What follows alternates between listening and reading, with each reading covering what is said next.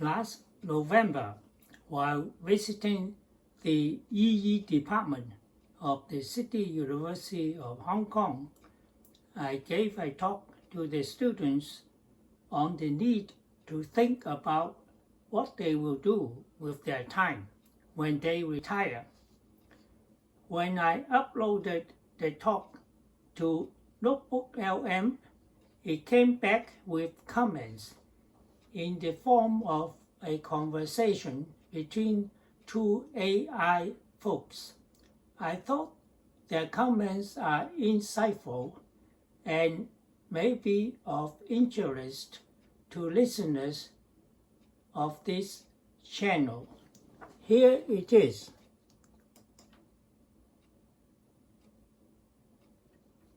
Ever feel like everyone's just hyper focused on like the finances of retirement? You know, like make sure you have enough saved. Right. But Professor Lee kind of flips the script and wants us to really think about the time involved too. Yeah, he's really emphasizing that with people living longer these days, retirement isn't just, a quick victory lap after a long career. Mm-hmm. It's a whole other chapter, a big one.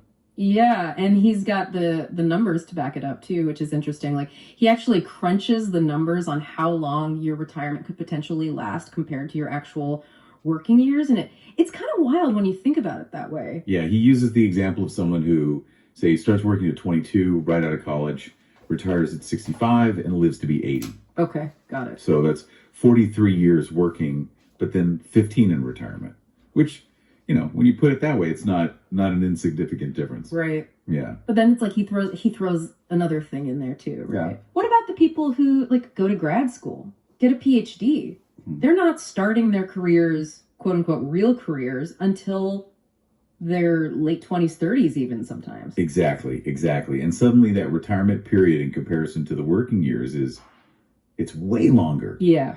And that's where I think this idea of the retirement gap that he talks about comes into play. Yeah, so I'll unpack that a little bit for us. Okay. What is he referring to when he says retirement gap? Is it just like having enough money to live on, or is it something more than that? It's definitely bigger than just the finances. Okay. I think what he's arguing is that, we have this education system, which is great at preparing us for our careers. Right. Right. It teaches us how to be doctors and lawyers and engineers and all that. Mm-hmm.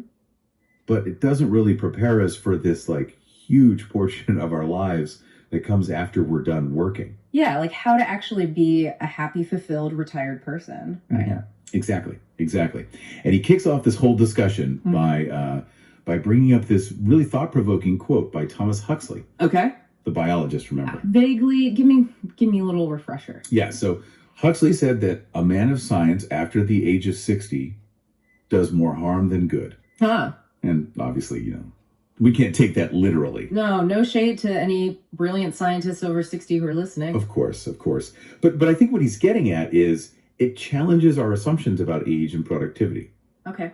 And it's like Lee is saying, hey, we need to kind of like reframe how we view this later stage of life. Mm-hmm. It's not about winding down. It's about, finding new meaning, new purpose. Totally. And he even goes on to ask the listener directly, have you had anyone in your life, mentors, family members, whoever, actually talk about preparing for this part of your life beyond, like you said, just the financial piece of it? Yeah. And honestly, I'm going to guess that for many people listening, it's probably not a conversation they've had. Right. And I think that's his point. We just kind of like drift into it without a whole lot of thought about, how we'll find fulfillment in that time.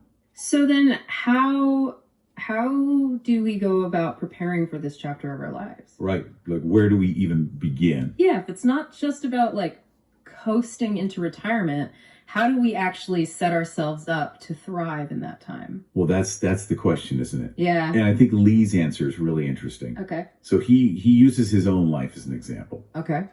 He points to 3 specific areas that have brought him a lot of joy in retirement. Okay, what are those? Travel, music, and reading.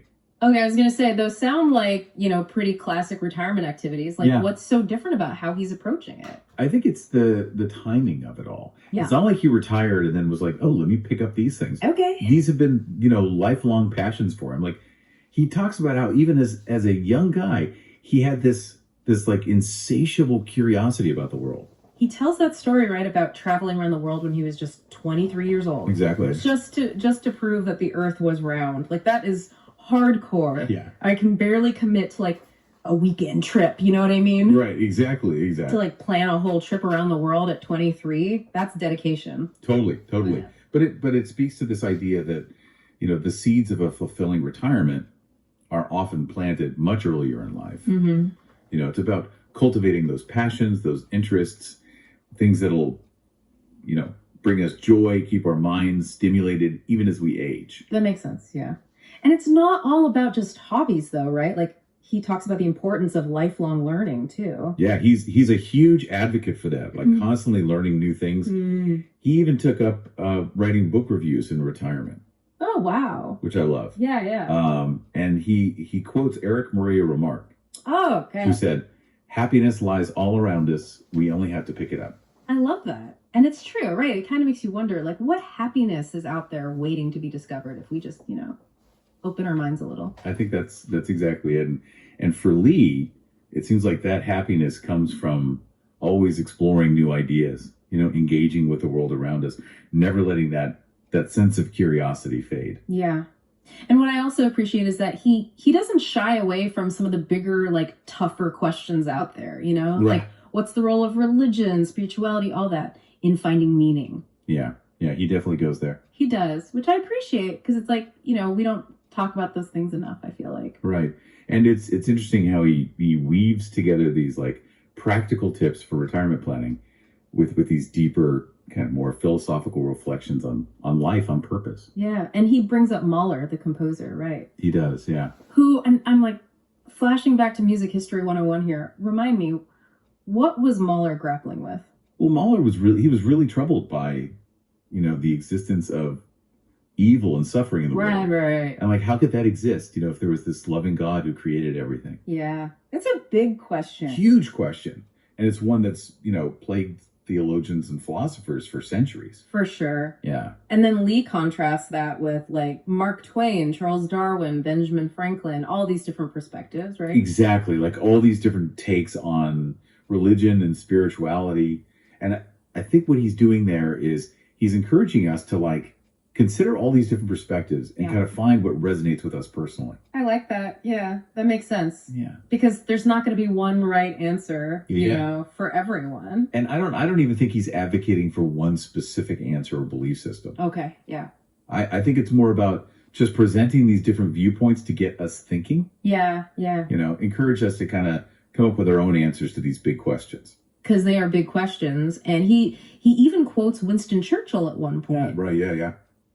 Who said, "You can believe or not believe, but it is wicked to take away the hope of people." Powerful quote, right? Yeah. Like a reminder that these are really deeply personal beliefs, and there's just no, one size fits all answer. No, there's not. Yeah.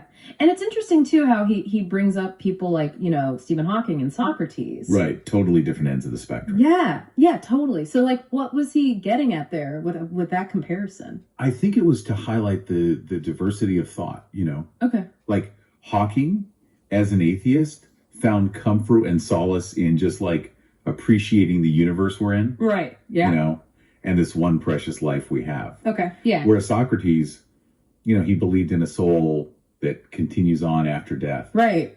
Finds unity with God. So again, completely different viewpoints. Total opposites. Yeah, but I think both speak to this very human need to find meaning and purpose. It's really interesting, right? Like how he's able to bring all these different things together. You've got the practical stuff about planning for retirement, but then these really profound ideas about life and purpose and even, spirituality. Yeah, it's not your typical retirement advice, that's for sure. No, it's not at all, which I really appreciate. And I think a big takeaway for me is that like, it's never too late to, to start something new, to challenge yourself, to keep growing. Oh, absolutely. He even quotes Richard Feynman, the physicist, who said, nobody ever figures out what life's all about, but it doesn't matter. Right. Like don't get too caught up in trying to find all the answers. Just enjoy the journey. Yeah, exactly. And he really embodies that, I think, in his own life. Like he talks about how he took up jogging at 40. Oh, wow. And ended up running marathons. Yeah, that's commitment, makes me feel like I need to get up and do something. Right. But I think it just goes to show that it really is never too late. Yeah, you're never too old to try something new.